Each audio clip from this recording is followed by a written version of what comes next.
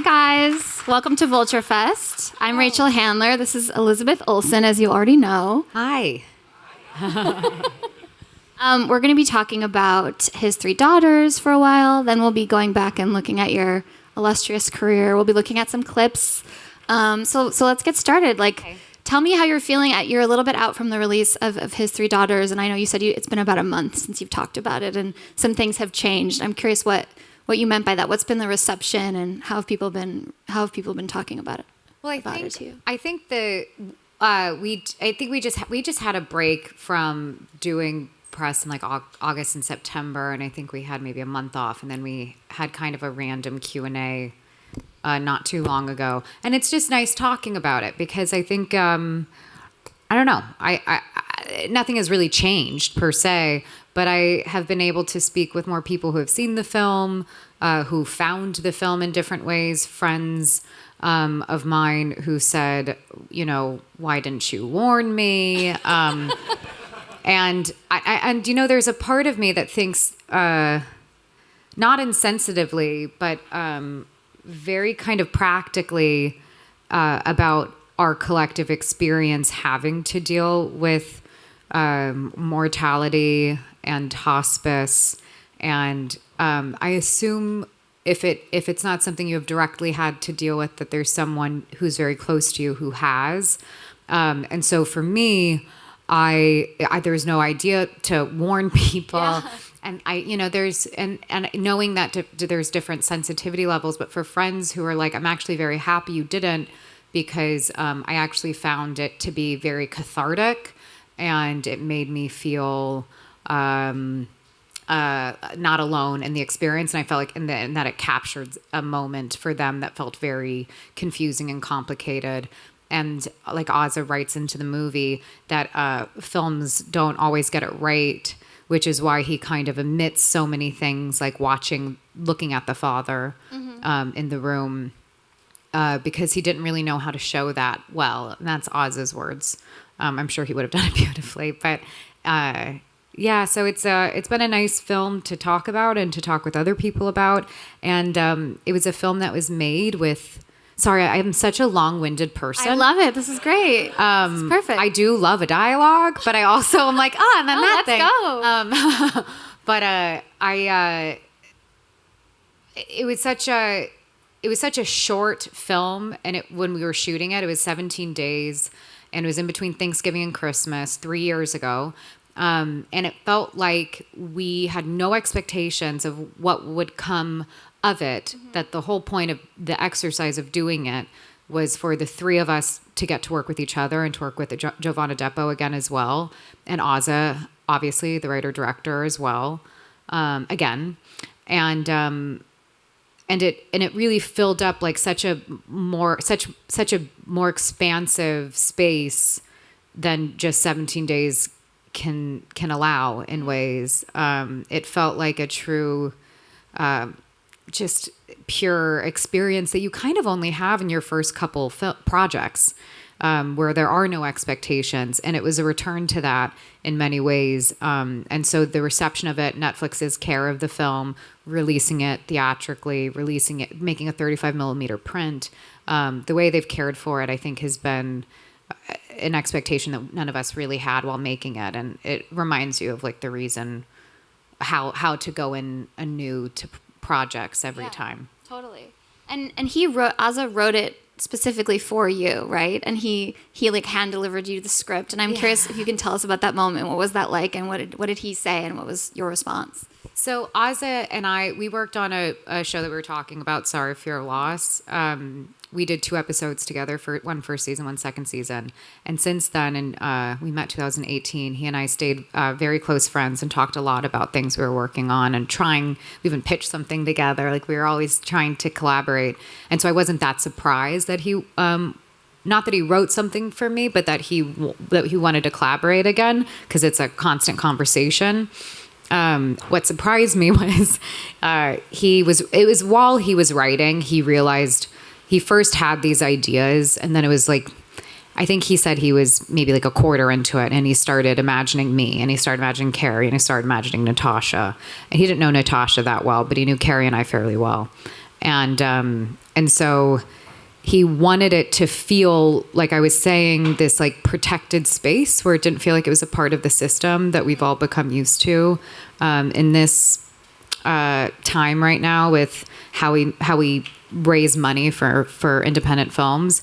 He knew the investors he was going to, so it was really just about like protecting this project, not wanting it to live in a PDF file that can be forwarded to a bunch of people, not wanting to make an announcement that we were even making it, so that there's no expectation as to like when one would see it or submitting to festivals or anything like that. And so he just hand delivered it to me. He sent it to my mailed a copy to my agent, to my manager, so that they also felt included and not ignored. But there was no digital copy that existed of it. That he never emailed one. And even Jovan was in London, and he DHL'd, expressed one. Old school. Yeah. And so it was kind of that all the way through. That kind of analog nature became a real tangible weight of the importance of how we would like our art to feel. And I think Ozza really wanted to return to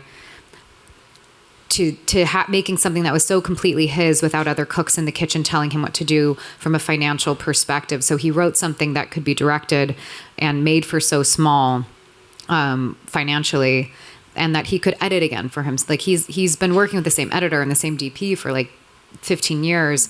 And this was the first time he changed the DP. It was the first time he became the editor again. And not because he doesn't have great relationships with them, but because he wanted all of this to be like a new exercise in ways. Right. And what about the character? I read that you were kind of surprised by the character that he wrote for you. Yeah. Tell me about that. Well, she's like the sweetest person I've ever played.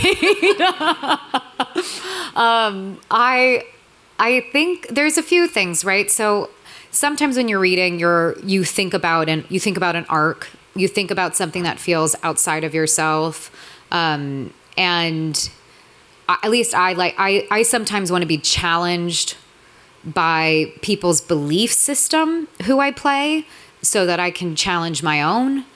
And she was someone, and in ways I'm not a lot like her. And so she was someone at first on the page, I was like, well, there's no real clear arc. And oh gosh, what am I supposed to, how am I going to do this? Like someone who moves sort of out west from New York City and is a deadhead. Like I don't even listen to that music. And so and then there was a deeper level of understanding it where, I got to really think about the women in films that represent New York City that I grew up with. And I think about Carol Kane, I think about Diane Weiss, and I think about Diane Keaton. And so I at least got to, in some ways, think about those women as these kind of buzzy, hummingbird-like, neurotic, at any moment could break down into tears type characters that I adored growing up. And so it became like a different thing for me. And also Ozza knows me very well in my personal life, and he's so much kinder and sweeter than I am. And so I think I become kinder and sweeter around him. So maybe that's why he thought of me for Christina, because he just gets that out of people. Like even with like Natasha's like gnarly, right? Yeah. She's like this kind of nuts personality. She's totally formidable. And she just kind of comes in and takes up this space. And you could watch Ozza communicate with her very quickly and say, I don't think as quickly as you do. I don't have, or not think, but I don't have reactions or responses. I need to think about things and meditate on them. So I just need you to be patient with me. And he's just like so sweet and direct in that way that it kind of softens everyone. Yeah. And you start communicating at a different level with him. Yeah. When did you find out about the Carrie and Natasha of it all? Like, at what point was he like, and here these women will be playing your sisters, and how did you feel about that? from the beginning. He Yeah. said, I wrote something for you, Carrie and Natasha, and I would love it if you all said yes, and we could all do it together and find a time that works with our schedules. And we found Thanksgiving to Christmas. Yeah. Do you remember the first time you met them and what your where were you and what was your first impression of each other? First time we met was in our rehearsal space. We had multiple apartments in the building that we were working in. Instead of like trucks or trailers, we just took up spaces within this apartment building, and we did a read through. And the first time I met Carrie was, I think, I was more kind of like, I have this very clear memory of meeting Carrie for the first time that day, because she came in this like onesie, like tactile gray jumpsuit, like she was just like doing construction, this morning, and I could smell like what smelled like, when McDonald's sits in a car or something. Like I smelled that. And then all of a sudden she just like whips out this like egg sandwich McMuffin that she got from some vendor on the street with a stand. And she's just talking and telling us this story about her kids this morning while like sitting wide-legged. I can't do it right now. And just eating this sandwich while being so dynamic and telling us this story. And I was like, oh, is this what Chicago is? Like, because she's like, I'm a Chicago actress. And so it was like, it was so specific. And to me, Natasha's just like kind of like she has her hood on and she's like a creature of the night. And so I kind of fell in love with them, and I really started to, I never really know if I start behaving in certain ways because of also the character that I'm thinking about all the time and like practicing all the time with like whatever it is, like memorization or whatever, just how someone processes the world and things, that I do start, I think, to take on mannerisms, but it's not an intentional like help thing or whatever. And so I did in that moment, I was like, well, I'm the listener with these two women. I am the observer with these two women. I rather just watch them all day and take them in. And so that is very much Christina's role in the family. And so it's a very easy role to fall into with them because they're such massive personalities. Yeah, absolutely. Well, I want to talk more about that, but let's watch our first clip, which is the opening scene. Okay. Yeah. That was nice. He knows we're here. I could tell that made him happy. I know. I promise I'm not going to be like this the whole time. I'm not going to just cry through it all just for now. It's weird to be away, from Mirabelle and David. That's part of it. It's really my first time. Oh, you could have brought them. No, it's good. They're not here. They're fine. I'd rather the memory be from our last visit. He was better. That's what hurts about this more. He was still sick, of course, but he was still so there, so able. I just didn't think things would get to this, not so suddenly. I've seen too many movies, probably. Especially the ones made for children with Mirabella these past couple years. Everything's so nice, bright. Even if they get heavy, there's a beauty and clarity to it all. This feels so real. I'm rambling. I'm sorry. It's the jet lag. I get even more emotional when I fly. Anyway, it's nice that it's us. Just us. This is the way it should be. The way he would want it. I interrupted something. I'm sorry.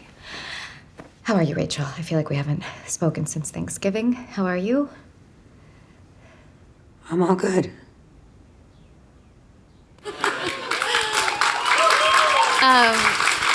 Tell me about that scene, because we get right into it in the film. You guys are all doing these sort of very, in my mind, sort of theatrical monologues. And I'm curious what that was like, what kind of direction you got there. And also, I've also read that you sort of find your way into a character with voice. And there's such a specific voice that you're doing. And I want to hear about that as well.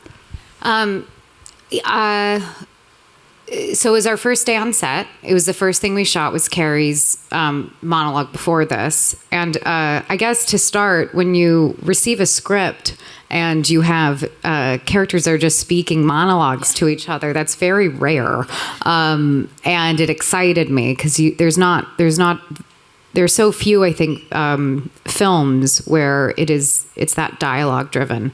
And I was excited by it. I was excited by the challenge of it and to kind of think of it as a piece in its totality of like really wanting to be, we all wanted to be word perfect for Ozza because he wrote with such a clear rhythm.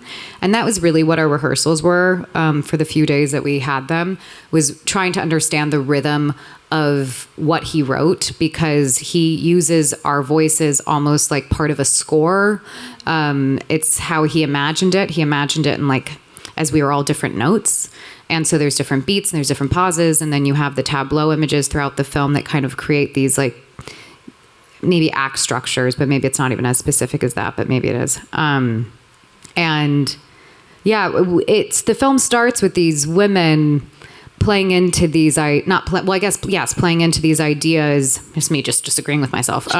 But playing into these ideas of what our family expects of us and who we are, and the performance that is going home and being with siblings. And sometimes you're different for different siblings, but that's something I could relate to on many levels, and I think we all can. And so you start performing this person that's not even really you anymore, whether it's you're going back in time, or whether it's a projection of what you want them to see you as, or maybe you're just a raw nerve because you're anxious to be with all of them, and of course in this heightened situation. So there is this kind of like broad theatrical element to it. And I think Ozza wanted us to feel like you didn't know where you were, and you see Carrie start the film with that blank wall behind her. He liked the idea of people thinking, is this like a self-tape? Or, is this an audition? Is this a film within a film or something? And then you start to reveal the space. He liked that kind of disorientation, that he got to control what people saw when. And so it was fun. And also it's a character that is often saying, sorry, I'm crying. And so then you have to figure out for what reason, And so then you start thinking, okay, so potentially they're like a hummingbird, and that can happen at any moment. And I'm sure there are other obviously there are so many ways to probably play that, but that's kind of how I was thinking of her. And tell me a little bit about sort of the rehearsal period. I know you guys had a few days, and how did you find your way into that sisterly dynamic? Did it happen really quickly? Were you guys able to kind of quickly find that? Were you your characters right away? I mean, it's a few things. We all had to be in this space together and understand, like you were saying, with the accent or the dialect that we were falling into. We had to together sound like we were part of the same family. And so there was an adjustment there of us trying to figure out that we have the similar sound changes and technical things like that. And then with the feeling like sisters thing, I think it's so on the page and clear. And then all three of us, I think when you, as actors, you often go into situations, you immediately try, or, maybe not everyone does this, but you immediately try and psychoanalyze the people you're about to work with and tell, like, okay, are they going to be like a brick wall? Is this actually who they are? Are they doing performance of themselves? And you very quickly try and like do a scan and analyze your partners. And all three of us are very much just like this. I mean, as I maybe could, like I explained with Carrie, we were all just very completely ourselves and very quickly. And so I think that helps create an intimacy that sisters could have of a history. But it really is on the page. And then also we had the privilege of getting to shoot in order because we were really just one location. And then our exteriors were still that same, just right outside that location. And so we were able to shoot in order and kind of fight with the natural daylight. That was really the only obstacle for us as to why we shouldn't shoot in order. And while the film is written, that, it starts off, as we were talking about these kinds of ideas of who we are with our sisters, that on the script, that starts to become complicated as the film continues. And because we were filming in order, these sisters are getting to really know each other in a different way, while Carrie, Natasha, and I were also getting to know each other in a different way. And because it was such a small, contained film, we were quite literally on top of each other all day long. There was no real retreat to someone's, private space. And so I think I think there's a real tool in shooting an order because you really get to build upon something. And I think part of that intimacy was because of getting to do that. Something I feel like you guys really nailed is I have two sisters also, and like the sort of way that you're kind of lobbying each other to each other's sides, the little glances, the passive aggression, the way that like the littlest things are just, you could just like destroy each other. And I'm curious how much you talked about that as a trio. We talked a lot about the alliance between Katie and Christina and their more shared history that almost like Katie really holds on to in a very immature way. And Christina, I think, wants to distance herself from it more and be a little bit more courteous and empathetic to Rachel. And so we talked about that. And I think the part in the film where there's a scene where Christina's trying to create her own space. And so she just like sits in this chair against that very thin, weird dividing wall in that apartment. And it's almost like a rotating door of Katie being confused by her behavior and Rachel being confused by her behavior, when really all she's trying to do is just like have her alone time in a public space. And I think that's the part in the film where there is no clear alliance anymore. And then you start to see this connection between Katie and Rachel that starts to happen because of that kind of disruption. And it's really all on the page. But so I think it was really just us being true to what Ozza was hoping for, really. How much did you guys talk about your own families and your own dynamics and that kind of thing? Like, did it ever get therapy like? You know, not actually in relationship to the sister dynamic. You know, Natasha and I bonded over things that had nothing to do with what we were filming. And Carrie also juggling work with having two kids and being away. Like those were more the conversations we were having. Sometimes we had conversations about, we heard great stories from Carrie when her grandma was passing away and how how hilarious of a time it was for her family and how much laughter there was.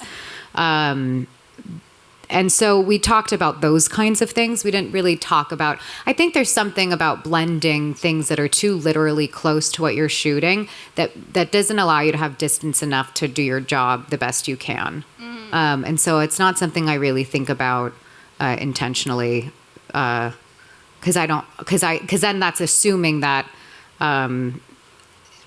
me, Lizzie, is just bringing, if I brought everything that was realistically mine to my job, then in my mind, I will dry out of ideas unless I'm having wild experiences annually. And so that's why I kind of think of it. I don't necessarily, it's obviously me, but I don't necessarily like make those kinds of connections. Sure. Natasha had a great quote about you recently. She said that you specifically are always thinking about how we're all going to die. And I'd love to know more about that.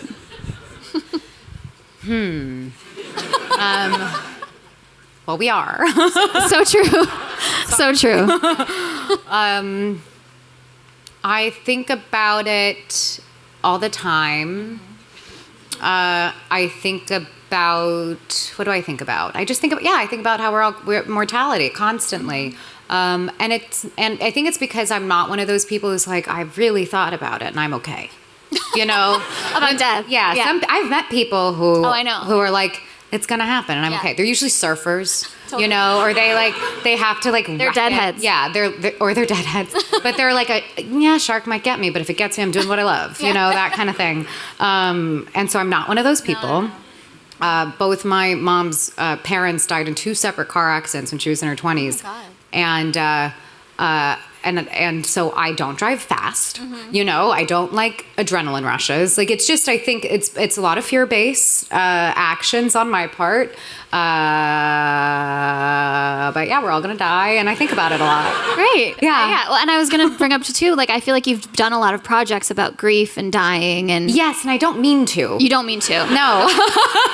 It's not like some sick obsession of mine. I do think a lot about other things. Right now, it's primarily about like a spiritual higher purpose that predates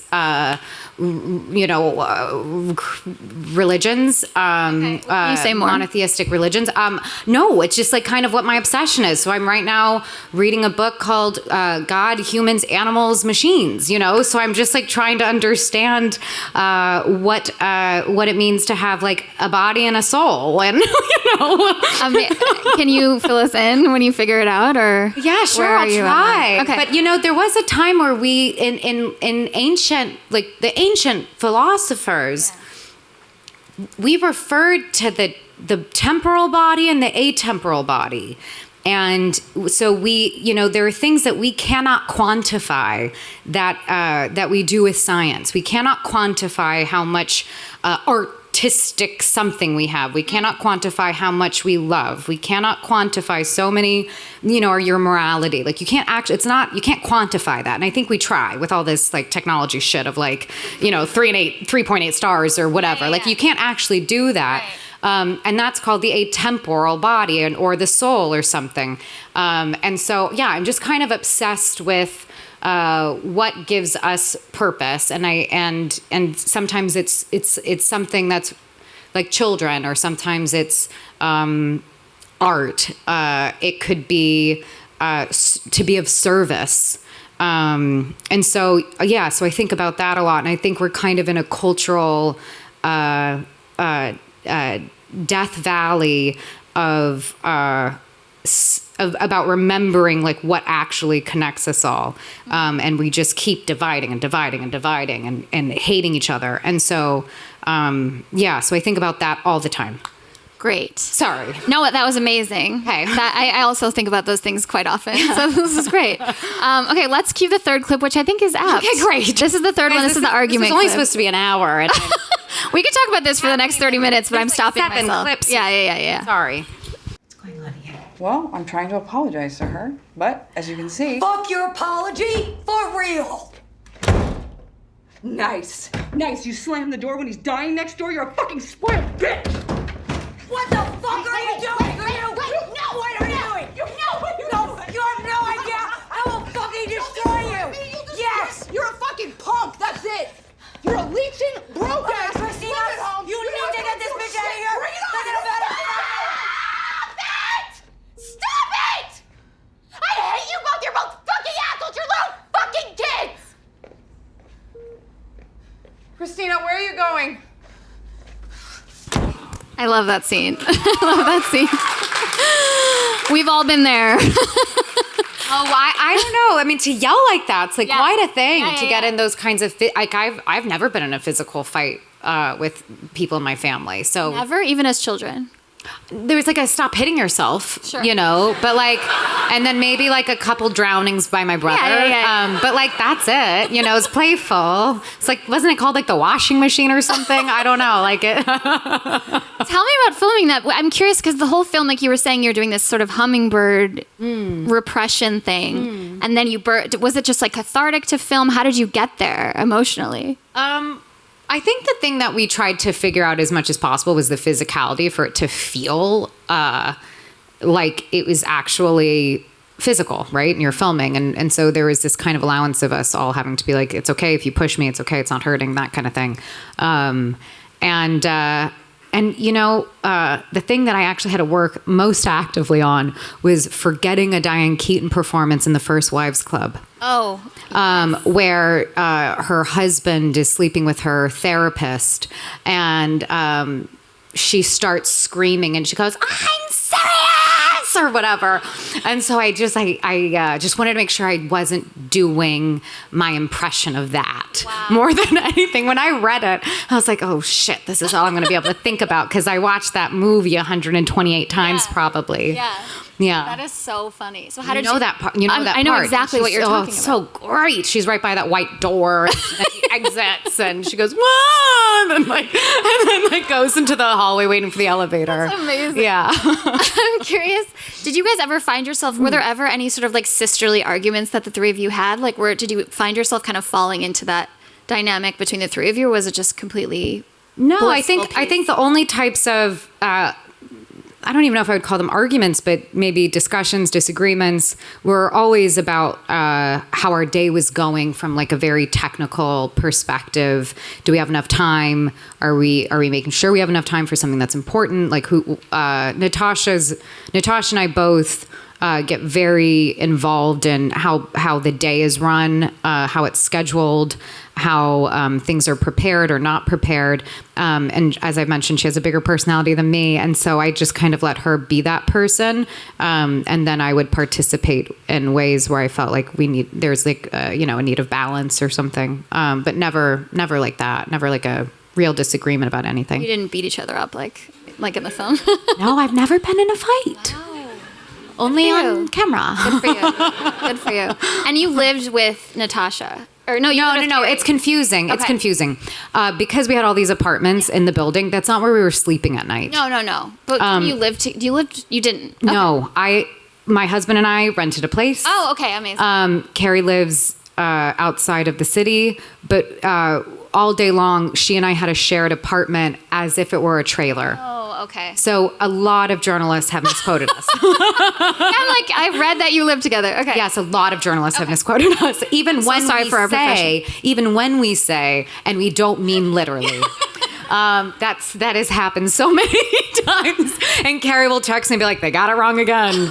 And we're like, well, I don't know how to talk about this anymore. But We're correcting the we're record. correcting it. Yeah. And so what you guys would like play Wordle and word game. Tell me a little bit about what you would do in your fake apartment that you did not live in. We all became obsessed with Spelling Bee. The New York Times Games app, Spelling Bee. And our goal was to be a queen bee every day. And we often pulled Tracy Letts, Carrie's playwright husband, who has a great vocabulary to help us achieve that. And that was just something we did every single day, the three of us. I love that. Yeah, Ozza was very exhausted by it. And I know we're skipping a clip for time, but there was a clip talking about being a deadhead, which I love. And you said you weren't one, but if you were to follow anyone around the country, band, artist, spiritual leader, for example, who would you follow? What would be your Grateful Dead? So this is a problem I've had since childhood. Oh. I'm not a fanatic. Oh.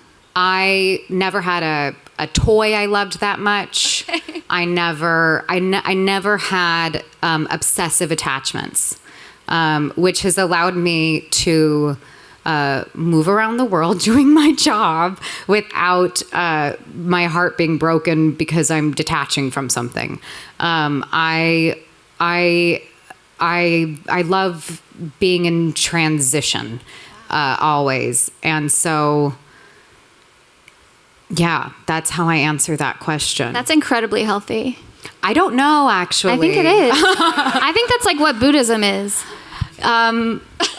Maybe a healthy attachment or something. You're detached from the material world. You don't even need this book that you're reading. But I'm like, yeah, I know I am pretty detached from a lot of things. I like things. Yeah. And I prefer things. I prefer, like, there are some materialist things where I'm like, well, I prefer it that way. But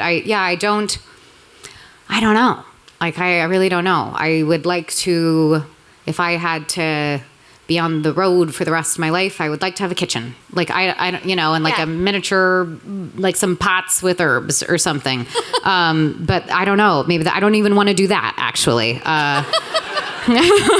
So, I don't know. Maybe it's probably just like an emotionally protective thing, I'd assume. I love that. That's amazing. Tell me what would you do? What would I do? Yeah, do you would have I an answer around? for that? Yeah. Oh, God. I mean, I'm kind of obsessed with Ariana Grande, so I feel like she's my Grateful Dead. She's really entertaining. I love her. Yeah, like she's been great on SNL. not to every creep her time. out, but I would follow her. Yeah. I would. She's she's got a great character that she adjusts for whatever reasons, whatever she's doing. Yeah. I love it that pop stars get to do that. I know. Pop stars really just they just get to be in a phase. They have eras. We don't get to have eras. I mean, we could. I just can't analyze. I just can't put that much effort into analyzing how I am projecting myself onto people.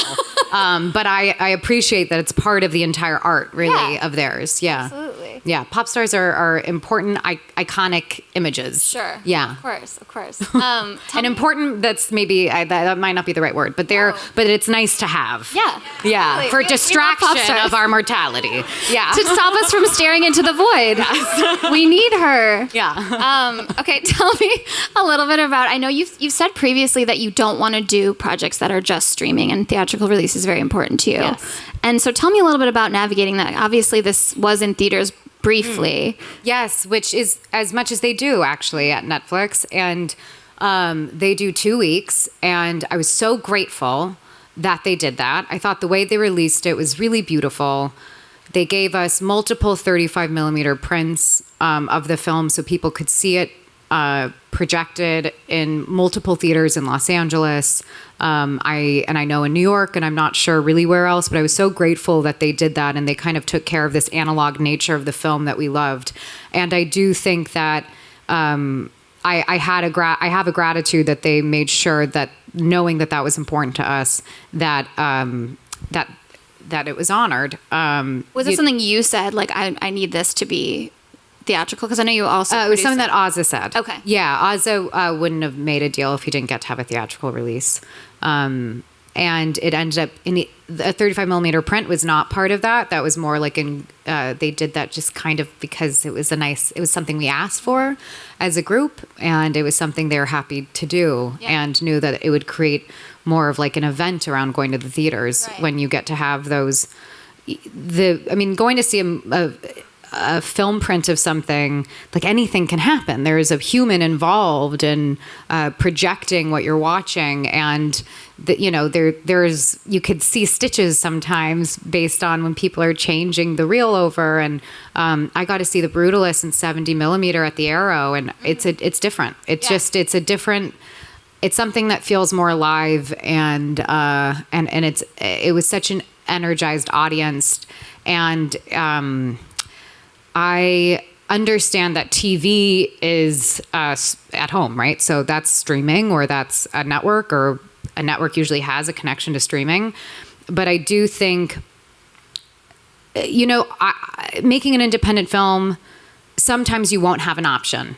Let's say you don't have many people, especially right now, acquisitions are very complicated and difficult, and we're all trying to understand how to move this thing forward while people are like constantly losing money. And so I think streaming sometimes is the only option for small films to be seen.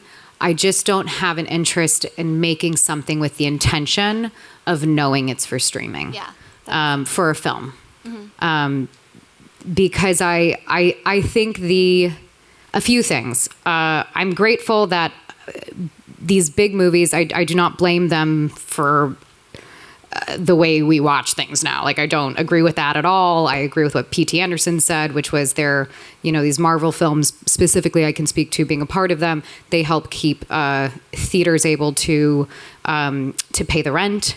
And he had said it in relation to Licorice Pizza, because of Spider-Man doing so well, these theaters get to stay in business, and like I get to then show Licorice Pizza. And I do think that's the relationship. I do think streaming films has really become the disruptor within the film industry. So to me, it's really about if you can. And you can ask for it and you can demand it. I do think theaters are important places for community and places for real human interaction, and can feel like a special event. And so that's how I feel, I guess. Yeah, no, that makes a lot of sense. And you've recently talked about how at this phase in your career, you're more willing to sort of like stick your neck out for films, and you're producing and you're going into the pitch rooms and working to get things made. Can you tell me a little bit about that? Like, I know I just read that Todd Solondz piece in the New Yorker about how he's trying so hard to get Love Child made, which is a movie that you're cast in. Yeah. What's going on there? Is that something that you've been like rallying for? Yeah, I'm not a producer on it, but I've never hustled more for a movie that is having a hard time getting made. I mean, there's so many things I could say about that in private, but it really goes down. It comes down to having really responsible budgets, but in order to do that, you have to write to the budget, which is what Ozza did so well. And not every movie can be made with favors for crews, right? You can't ask crews to be paid a really shitty wage who have to pay their rent and their kids whatever. And so it's a balance, right? You don't want to assume like, oh, let's just run and gun it, and we'll do it, non-union, and we'll, be a lot of favors, because that's not actually supporting the crews well enough, or anyone really. And so I don't know. I find it all to be really frustrating and disheartening right now, specifically for film.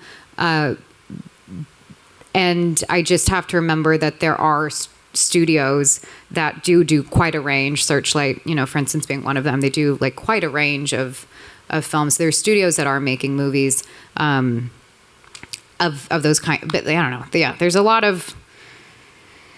Every project I want to do usually is like a little adjacent to a genre or whatever. And like everyone wants to know like, what's that genre? Yeah. And like, well, I don't know what the hell the genre is for His Three Daughters, but I find it funny, and I find it has a lot of heart. But like, what is it? I don't think maybe it's a drama, but I don't know. Like it's dramedy. Like why dramedy, but like, what is that even, And so I just find that question is like a part of the like raising the money. It's so boring, probably not what you guys wanted to hear today. So I'm sorry. No, this is great. I mean, do you have any?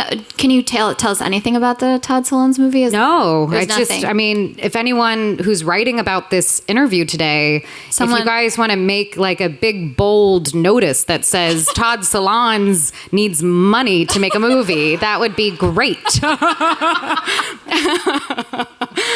And you obviously, it seems like your heart, and you prefer to do sort of like indie projects versus like a big Marvel. How do you think of it in your mind? Is it like one for them, one for me? Is it like?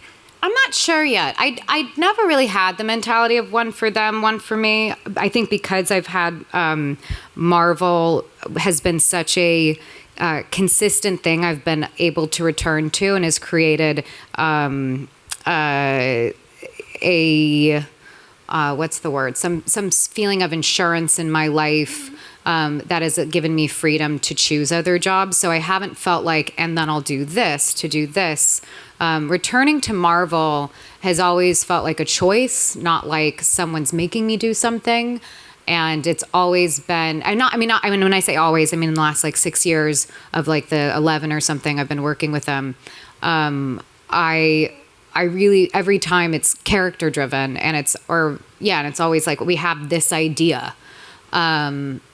And that's why we want you to come back. It's not like just throw her in or something. Right. And so I don't necessarily feel that way. I'm starting to be so disheartened that I'm thinking like, if I do this movie, will financiers then be like, that Todd Solondz movie? But I don't know if it works. I don't know. I think it works that way. I don't know. I'm not sure. I'm just trying to work with great directors. I've been making lots of like bets on newer directors as well, on films that haven't come out yet. And that's its own kind of journey that you go through of uncertainty, but it's also like joyful and interesting and an exploration. And so now I like to work with Todd would be really unbelievable. I'd love to work with him. But I also love doing TV. I love the hours that you get to spend on a television show. Yeah. Okay, well, we're going to do, we have a little bit of time left. I want to go back and do a little bit of sort of. It's so much more. I'm sorry. No, this is great. This has all been amazing. So we don't have a clip of this, but I do want to ask about your very first acting role. You were 4 and you were in the music video BUTT Out with your sisters. Yes. What do you remember about that role in that time in your life? I think I vaguely remember shooting that.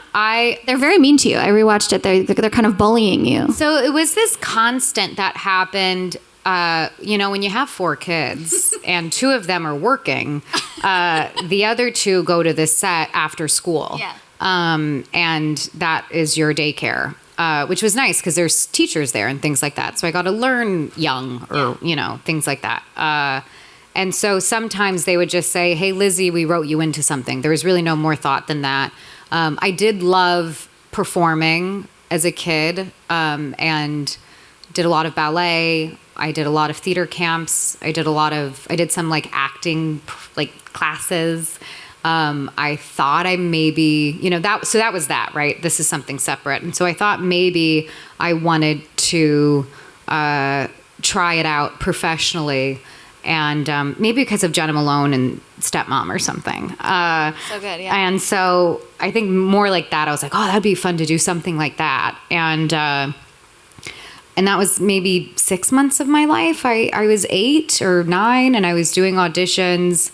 I filmed a non-union commercial that was for the parental controls of the internet. I tried to find it. I couldn't find it. I don't think you can. I think it was only shown in the city of Detroit.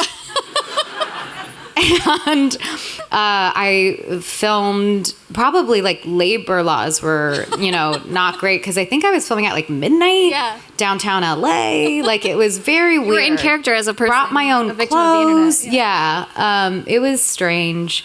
But I had fun because I really liked doing that. And then I wasn't, it's so silly, but I felt like I couldn't do the things I wanted to do, like a ballet performance. I couldn't be a part of sports teams if I was missing so much. And so I knew that was something that I could always do non-professionally. And so I just kept with that. It's interesting that you say that like you watched Jenna Malone and Stepmom and that made you want to be an actor, because I'm curious about how your relationship to having sisters in the industry when you were growing up shaped the way that you think about fame, the way that you did or did not want to be famous or did not want to act. Well, my sisters, I'm not going to speak for them actually. So I felt like what they did was so hard and so full on for their whole childhood. And so I didn't, so I don't know. I thought of it as like some of it being fun, but I also like that's a lot. They had professional jobs starting at 6 months old. Right. And obviously they were able to we all went to schools at the same schools together. So there was a balance of them being able to go to school and things like that. But I can't speak for them. What was the other question? Just how it shaped your own desire or relationship to act or to become famous, or it made me want to focus on theater because that felt like a thing that wasn't going to feel so much like so-and-so's sisters thinking that they are going to do this thing like a nepotism, and like before Nepo baby, well before Nepo baby was like a term and doesn't really even apply to me considering my parents. But there is a form of nepotism, when you are adjacent to people who have a lineage to a job that you want, regardless of what the industry is. And I knew that if I focused on theater, which I did, I moved to New York and I was at the Atlantic Theater Company school program through Tisch, and started understudying when I was 19 in theater. Auditioned for Gary Hines, who does all of Martin McDonagh's plays, and I just started working. And interestingly enough, it was so much harder to get a job in theater for me in New York. It was very hard for me to break through. It was very hard for me to be accepted to auditions. I was definitely profiled in a way. And so it was because of my school and them producing Martin McDonagh's plays, that I was able to meet a casting director at one of these understudy auditions who started casting me as an understudy. And it just ended up being that and I really wanted to get Shakespeare in the Park. When I was 21, I had gotten to like the third round and they were doing 2 plays in rep, and I was so hoping to get it, and I didn't. And then that summer I got it from Martha, Marcy, May, Marlene, so it wasn't supposed to happen. And so that became like kind of this accidental direction of my career when really I didn't know anything about filming on camera. It wasn't something I learned in school. And So you really wanted to do theater like exclusively? at least to create a foundation for myself. Yeah. Do you want to do it again? Like, is it something you're looking to do now? It is. I was supposed to do something in the West End a year ago, last fall into winter, and it fell apart, sadly. It's a 2-hander, and then the actor was no longer able to do it, and it's, for whatever ticket sale reasons, it was hard to replace that type of actor. And so I do want to do it. I think WandaVision really like woke up my body to like full body acting again in a way that I don't know, dislocated my lower half in some ways. And so I'm really hungry to do theater, but I also have had a very terrible experience doing Romeo and Juliet. And so I really What happened? Oh, so much. And we have 9 minutes. Can you give us the cliff note? What was the? I don't know about the this. cliff note is the director directed a different play in rehearsal, and then when we moved into the theater,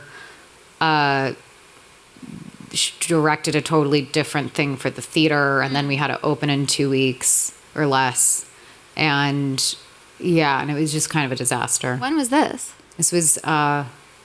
I don't know when this was. I was 24 or 25, and I'm 35.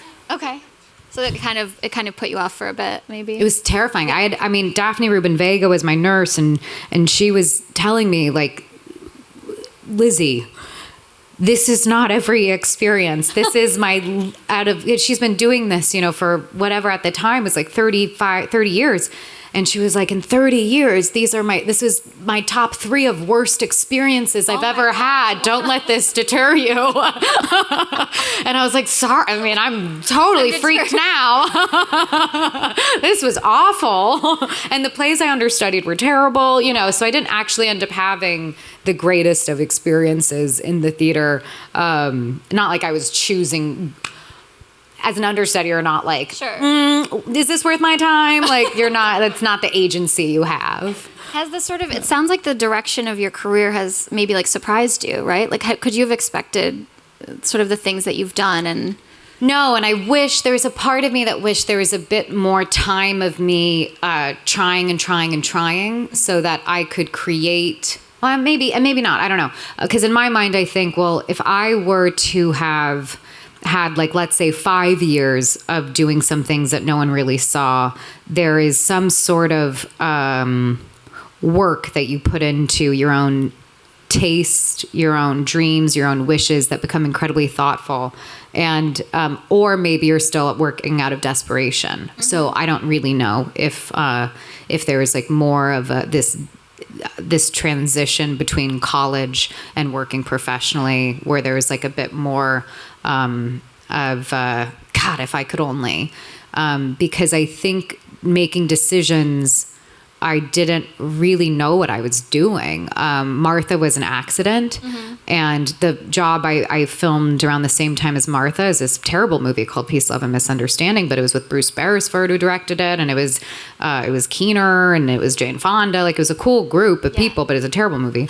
And sorry, it is. It's like a bad family movie. But I was so grateful to have a job with those people. Yeah. So, like, that's different. But then when you get to have this agency of how you choose things, I was just like, well, that looks different. I wasn't thinking about anything else. You weren't being like super strategic. Yeah. And I think it's because I just felt so lucky to be there or something. And so I do feel like it's continued to surprise me because I've continued to learn and invest in different ways. And then, you go through levels of like, I really like with Sorry for Your Loss. It wasn't exactly the platform I'd love to be on with Facebook Watch. No longer exists, I think. But we got to do a straight to series order, and Showtime wanted to like keep putting us on hold. And so, and then I got to learn how to produce. And so I'm so grateful that I had that experience. And I met Ozza, the full circle with his 3 daughters, and like so many great filmmakers. Kat Candler was one of our directors. It was just a great group of people. James Ponsel. When do you feel like you were like, oh, I actually know what I'm looking for? I'm sort of consciously choosing things. When did that switch for you? And what were you looking for? I think I've always tried to get better at it. I think it was because I had this time where I was doing Sorry for Your Loss for 2 years, Marvel projects, and then it went into WandaVision, and then WandaVision went into, Love and Death? No, Doctor Strange. Oh. And then I did Love and Death. And so it was kind of around then where I was like, okay, I'm like, Marvel, done. Like that's that chapter. Yeah. And so now what? And Love and Death was such an amazing character for me. And I loved David, and I loved Leslie, and I loved the ensemble. And I had so much fucking fun doing that. I love that show. And so it really was then that I just started trying to figure out, now how do I get back to being considered, there's a list of filmmakers I would like to work with. It's like a 3-columned list. Let's hear a on few. one piece of a page. Well, I'm not going to do that, but there's like quite a few. Yeah. There's maybe like 50, and That's a lot. Yeah. well, there's quite a range of people making movies today, and I have so many filmmakers in Europe that I'm obsessed with, and who knows if they ever do English-speaking films. But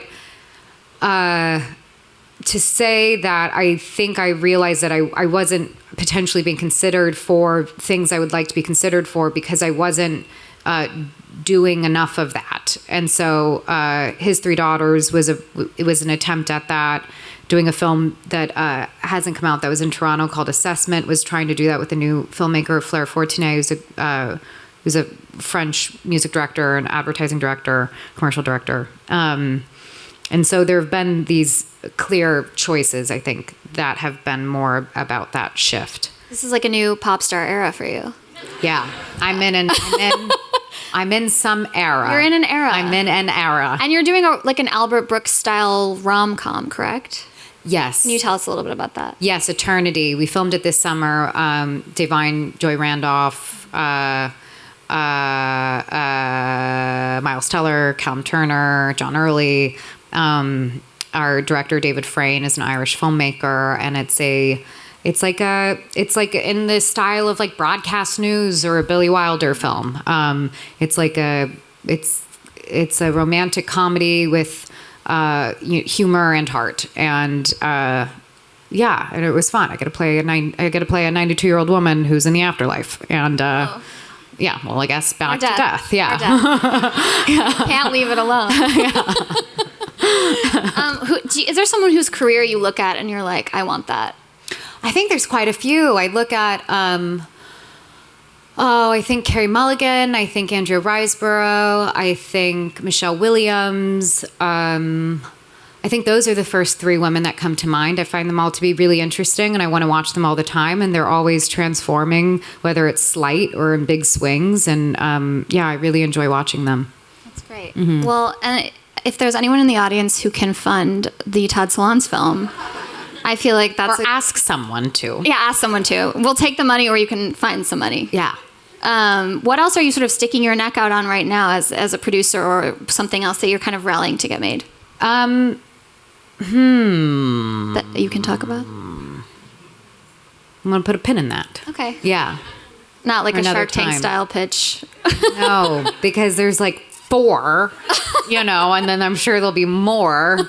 And then I also, sometimes you have to say goodbye to things that just can't come together. And so anyway, it's kind of hard to talk about not knowing like when things can come together, if they do. Yeah. Yeah. And I'm not sure if the people who are making them would like me to do that or not. That's very fair. Yeah. That's very fair. Is there a role, since we didn't get to some of the clips because you were too fascinating? Fast. No, seriously. No, I just talk a lot. No, you were amazing. Is there a role looking back that you really just like feel so proud of, or really feels like encapsulates what we're talking about now, this sort of like the future of your career? I loved playing Candy Montgomery in Love and Death. I really loved that. I felt like I got to play a character that I don't know. I think of, oh gosh, I just loved it so much. There's something that happens when you are so physically like taking over this, like, I like think of them as like a sculpture that I'm like popping into. And I felt like there was no wrong move I could do when I was in her, that like every impulse was fine to try. Like I wasn't second guessing anything. I really felt so connected to who I created in a very thorough way that I really had fun doing. And I thought the tone was fun and playful. And I do think some of the humor was a bit trimmed out in later episodes. But there was this like great sense of humor and tone to it all. And what a great group. And to work on something for 7 months is a fucking dream. Yeah. For 6 hours. Yeah. Of television. And yeah, I really loved playing her. It's so good. Yeah. Thanks. Well, thank you. That's our time, and this was That's it. amazing. Zero. Thank you so much. Thank you, guys. Thank you.